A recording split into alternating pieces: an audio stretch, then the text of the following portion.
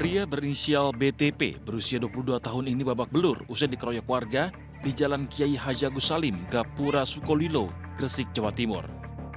BTP langsung jadi sasaran amukan warga saat terpergok hendak mencuri sepeda motor di area parkir warung kopi. Aksi pelaku bersama rekannya saat hendak menggasak sepeda motor terekam CCTV warung. Sebelumnya, kedua pelaku sempat minum kopi di warung tersebut. Namun pegawai warung kopi yang curiga terus memantau gerak-gerik pelaku melalui CCTV. Saat pelaku tengah berusaha membobol rumah kunci motor korban, pegawai warung yang mengetahui hal tersebut langsung berlari ke area parkir dan meneriaki maling. Satu pelaku berhasil ditangkap, sementara satu pelaku lainnya melarikan diri. Setelah bayar, dia tuh gerak-geriknya itu sudah terlihat, kayak mencurigakan. Akhirnya ngecek CCTV yang berada di bawah. Setelah mengecek, ternyata benar. Ada itu hendak mau curi sepeda motor. Ya. Setelah kami mendapati informasi, kemudian rekan-rekan dari unit reskrim langsung datang ke TKP dan di situ sudah diamankan oleh masyarakat. Untuk kondisi tersangka saat ini masih dalam perawatan intensif oleh pihak medis. Dari tangan pelaku, polisi berhasil menyita alat untuk merusak kunci kontak. Guna proses pemeriksaan, polisi menunggu pelaku pulih total dan mengejar satu pelaku lain yang masih buron. Dari Gresik, Jawa Timur, Solihul Hadi, RTV.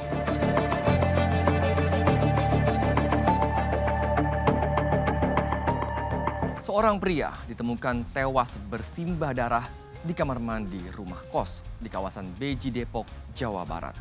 Sementara seorang murid SMP di Garut, Jawa Barat menjadi korban perundungan kakak kelasnya. Sahabat, inilah catatan seputar investigasi bersama saya, Pramadika Samudra.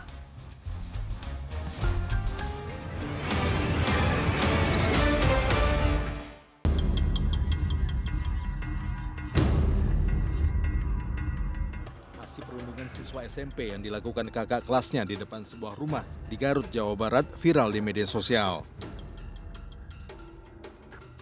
Aksi perundungan terjadi di gang sempit Kampung Ciawalen yang berjarak tidak jauh dari sekolah korban. Sebelum dianiaya, korban sempat diintimidasi pelaku yang telah beda sekolah itu selama beberapa hari. Orang tua korban yang mengetahui peristiwa tersebut kemudian melaporkan ke Mapolres Garut. Awal mulanya tahu dari media sosial, dari kiriman video istri saya ke saya. Awal mulanya hanya pemukulan biasa, saya kira. Makanya saya datang ke pihak sekolah untuk permohonan maaf apabila anak saya punya kesalahan. Takutnya nantinya ada kepanjangan. Karena 4 hari tidak sekolah, anak saya nggak tahu. Saya kira sakit, ternyata anak saya di bawah tekanan, ada ancaman beberapa pihak yang waktu kemarin sekolah, pulang sekolah, terjadilah pemukulan. Polisi pun telah mendapatkan kesaksian sejumlah pihak, mulai dari korban, pelaku, hingga perekam aksi perundungan. Terkait para pelaku yang masih di bawah umur, polisi telah berkoordinasi dengan pihak sekolah dan Komisi Perlindungan Anak Indonesia untuk memberikan pendampingan. Dan tadi pagi kita sudah memeriksa saksi-saksi termasuk korban dengan didampingi oleh orang tuanya masing-masing karena saksinya juga adalah anak.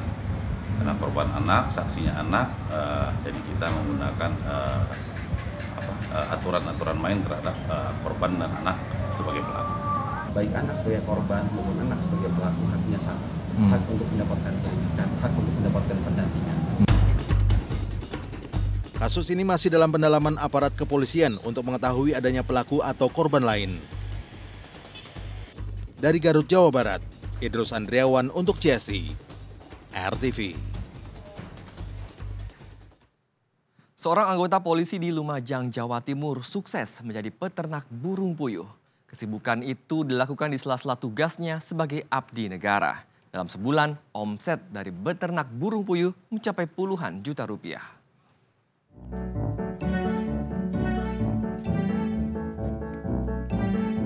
Beginilah keseharian Mujiono di luar kesibukannya sebagai anggota polisi yang berdinas di Polsek Padang, Kabupaten Lumajang. Anggota polisi berpangkat Aibda ini sukses menekuni usaha sampingannya sebagai peternak burung puyuh. Peternakan yang dikembangkan Mujiono ini merupakan jenis ternak burung puyuh petelur. Mujiono mengaku sudah 2 tahun telah menekuni profesi sampingannya sebagai peternak burung puyuh. Hal itu dilakukannya saat melihat ada peluang berbisnis di tengah kesibukan dan waktu luangnya sebagai polisi.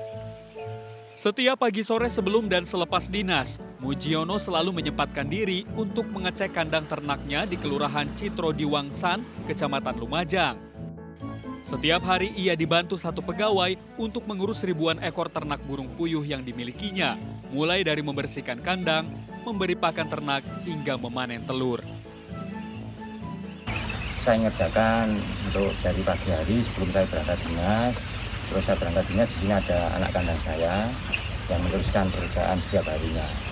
Terus besok lepas ini saya kesini lagi untuk membantu di sini. Alhamdulillah tidak mengganggu dinas saya. Hingga kini ada sebanyak 5.000 ekor burung puyuh di peternakan miliknya. Mujiono mengaku pendapatan dari beternak unggas ini cukup menjanjikan. Dalam sehari ia mengaku bisa memanen hingga 45 kg telur puyuh. Bila dirupiahkan, omset dalam sebulan mencapai 30 hingga 40 juta rupiah.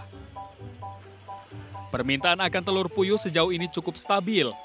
Untuk memasarkan telur hasil panennya, Mujiono bekerja sama dengan toko ataupun pedagang tengkulak. Tiap harinya 45 kilo. 45 kilo. Maksudnya yang 500 ini masih belum produksi. Masih proses belajar telur. Kalau dirupiahkan berapa itu? Ya tiap harinya kan dari harga per kilonya 30.000, tinggal kalikan aja mas. 30.000 kali 45 kilo. Tinggalkan aja kurang lebih 1 juta berapa itu. Untuk pemasaran kemana saja nih? Pemasaran alhamdulillah kita punya langganan toko yang biasa ngambil ke sini, sama kalau ada sisanya diambil sama dagang. Melihat keuletan Mujiono, kegiatan ini bisa menjadi inspirasi baik bagi anggota polisi yang lain maupun masyarakat untuk bisa lebih jeli melihat peluang bisnis dan memanfaatkan waktu luang demi menghasilkan uang. Dari Lumajang, Jawa Timur, Happy Laila Tuansyah untuk CSI RTV.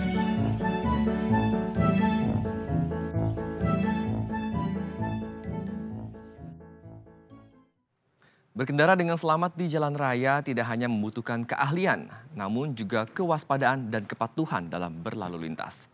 Dan berikut tips dari Brigadir Putu agar kita terhindar dari maut di jalan raya. Halo sahabat, pelanggaran lalu lintas terjadi hampir setiap hari. Dan kali ini pelanggaran lalu lintas apa yang sudah terekam? Mari kita lihat bersama-sama videonya sahabat. Oh sahabat, dapat kita lihat ya, ini apa yang terjadi ini. Ada warga negara asing atau bule yang turun dari mobil dan sedang merekam.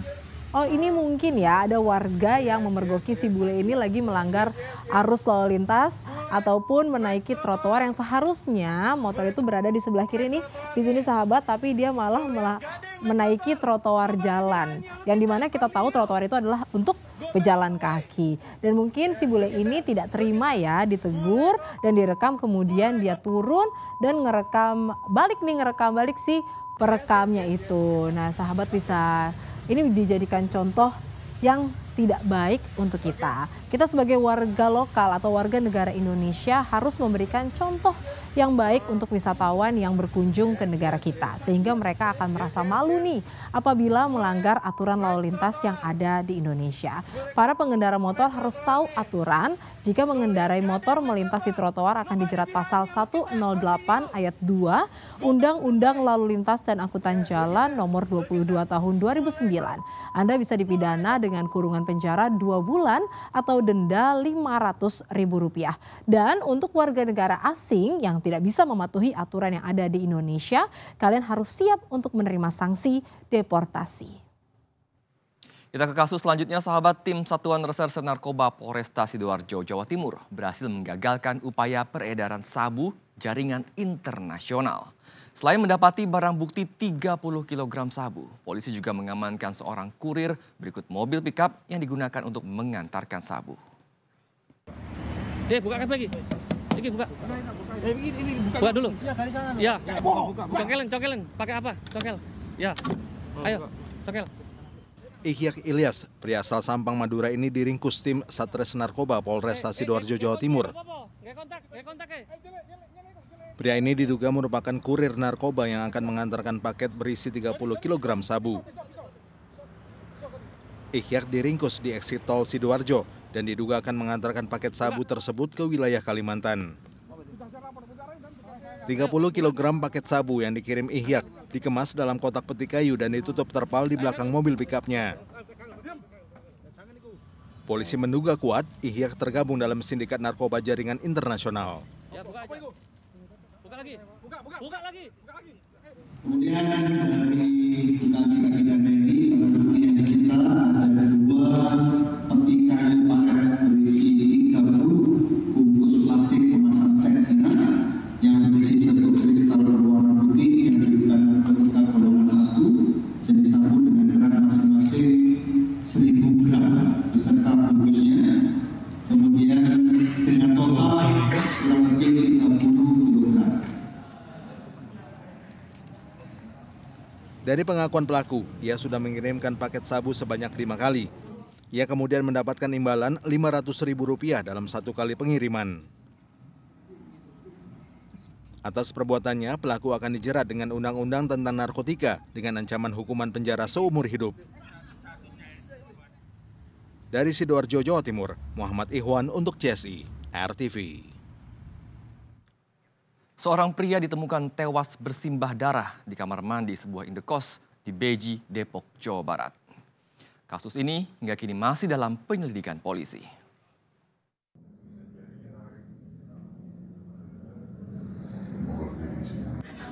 Pria ditemukan tewas bersimbah darah dengan luka sayatan di bagian leher di sebuah kamar kos di kawasan Beji, Kota Depok, Jawa Barat. Jasad ditemukan tergeletak di kamar mandi lantai 2 kos tersebut. Polisi yang tiba di lokasi langsung melakukan olah TKP dan memeriksa sejumlah saksi. Sebelumnya kakak dari korban menanyakan keberadaannya kepada salah satu penghuni kos yang juga rekan korban. Namun saat penghuni kos pulang dari bekerja, kakak korban sudah dalam keadaan panik dan langsung menghubungi pengurus lingkungan setempat.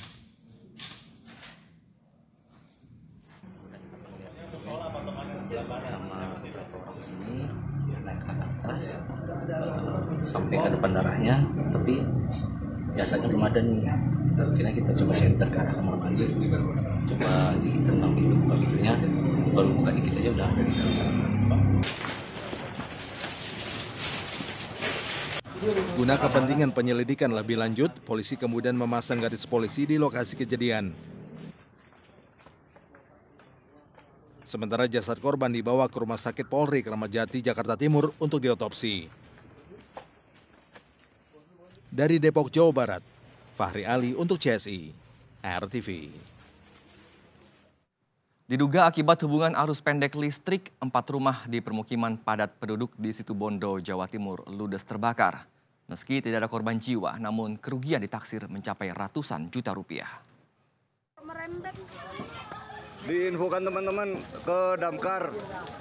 Kebakaran di warga Kilensari, Kecamatan Panarukan, Situbondo, Jawa Timur saat berupaya memadamkan kobaran api yang membakar 4 rumah dengan alat seadanya. Panasnya suhu udara disertai kencangnya hembusan angin membuat api dengan cepat membesar dan melalap habis bangunan yang terbuat dari bahan mudah terbakar tersebut. Peristiwa kebakaran ini bermula dari satu rumah yang saat itu dalam kondisi kosong. Api tiba-tiba muncul dan dengan cepat membesar, kemudian merembet ke rumah di sampingnya. Kan 2 itu rumahnya kan, di sebelah baratnya yang apinya. Mungkin itu dari apa, dari radio. Gas tidak ada katanya dia. Ya, dari radio Odi. Kemar Kampung. Iya. Api akhirnya dapat dipadamkan 1 jam kemudian. Lokasi kebakaran yang cukup jauh dari jalan raya sempat membuat petugas pemadam kebakaran sedikit kesulitan memadamkan api. Kalau akses sih gampang, Mbak. Cuman agak jauh, jadi kita gelar selang itu agak panjang. Kurang lebih 5 ini mungkin. 5 selang kita gelar.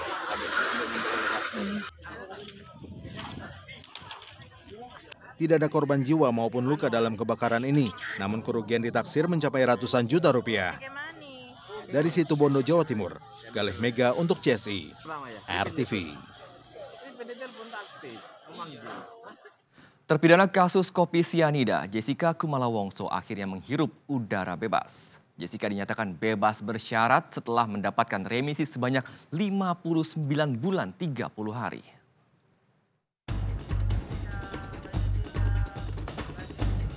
Terpidana kasus pembunuhan Wayan Mirna Salihin, Jessica Kumala Wongso, bebas bersyarat pada hari Minggu 18 Agustus 2024. Jessica mendapatkan bebas bersyarat dari hukuman sebelumnya, yaitu 20 tahun penjara. Meski demikian, Jessica harus menjalani wajib lapor hingga 27 Maret 2032 ke Balai Pemasyarakatan Kelas 1 Jakarta Timur Utara. Jessica merasa bersyukur karena perilaku baiknya selama di lapas membuahkan hasil hingga mendapatkan bebas bersyarat. Kalau berkelakuan baik itu kan notabene karena di lapas itu banyak peraturan ya. Jadi kalau saya tidak melanggar peraturan itu udah nilai baik. Tapi kalau saya berbuat lebih untuk membantu atau menolong orang lain itu lebih baik lagi. Tapi mungkin karena saya itu secara natural terjadi aja sih. Kasus kopi sianida berawal pada Januari 2016 di Cafe Olivier, Grand Indonesia. Mirna Salihin tiba-tiba kejang usai menyeruput kopi Vietnam yang dipesankan Jessica. Dari serangkaian penyelidikan, polisi menetapkan Jessica Wongso sebagai tersangka dan ditahan sejak 30 Juni 2016. Berdasarkan Permen Kumham nomor 7 2022, pembebasan bersyarat dapat diberikan kepada narapidana yang telah menjalani masa pidana paling singkat 2/3, sedikitnya 9 bulan. Berkelakuan baik selama menjalani masa pidana paling singkat 9 bulan terakhir dihitung sebelum tanggal 2/3 masa pidana, serta telah mengikuti program pembinaan dengan baik. Meski telah bebas bersyarat, Jessica akan mengajukan upaya hukum peninjauan kembali dengan bukti baru atau novum yang selama ini disinyalir disembunyikan oleh pihak tertentu. Namun kuasa hukum Jessica, Otto Hasibuan, tidak menjelaskan lebih lanjut apa bukti baru yang dimaksud dan siapa orang yang menyembunyikan bukti tersebut. Dari Jakarta, Hanaba Jaber, Marianto untuk CSI, RTV. Kejahatan selalu ada di sekitar kita dan kewaspadaan menjadi satu-satunya cara menghindarkan diri dari bahaya. Saksikan catatan seputar investigasi setiap Senin hingga Jumat pukul 23 waktu Indonesia Barat. Saya Pramadika Samudra. Sampai jumpa.